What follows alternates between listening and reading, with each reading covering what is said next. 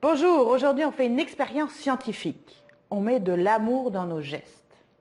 Ha! Vous connaissez l'instant présent, en tout cas vous avez sûrement entendu parler.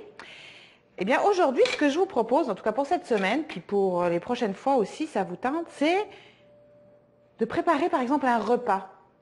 Et pas juste de regarder les aliments puis de les mettre les uns avec les autres puis faire la recette vite vite. Là. Non, mais d'y aller avec de l'amour.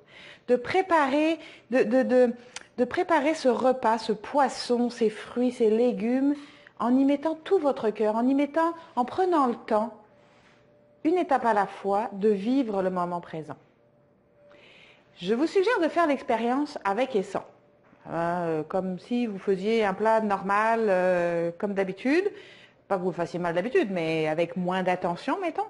Et puis le même plat, en y mettant tout votre amour, en y mettant, vous savez, comme un peu comme on travaille avec l'eau, hein, en mettant de l'énergie positive et en remerciant, des choses comme ça, on sait que ça vient modifier nos cristaux d'eau. Ben, c'est la même chose, il y a beaucoup d'eau aussi dans tout ça, là.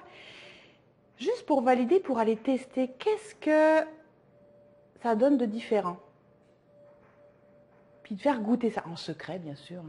On le dit à personne, on fait goûter aux gens, puis on voit comment c'est différent. Ça peut se faire à différents niveaux, juste, je sais pas moi, couper une pomme. Prendre le temps de couper une pomme. Un morceau à la fois, l'éplucher et essayer d'être présent au maximum au moment où vous coupez la pomme. Alors, c'est sûr, vous allez me dire, oui, t'es bien mignonne là, mais pas le temps de faire ça. Ouais. Ok, on vit une expérience. Ok, on va juste faire l'exercice une fois pour le fun, puis voir ce que ça donne. Puis, si les résultats sont pertinents, ben, on va avoir le goût de le refaire, c'est sûr. Si votre repas est meilleur quand vous y mettez de l'amour, puis je vous suggère fortement de le tester pour vrai, vous allez être surpris des résultats. Faites un plat simple. Pas obligé de faire. Ça peut être juste une salade de fruits. Une salade de fruits, là, ça prend rien.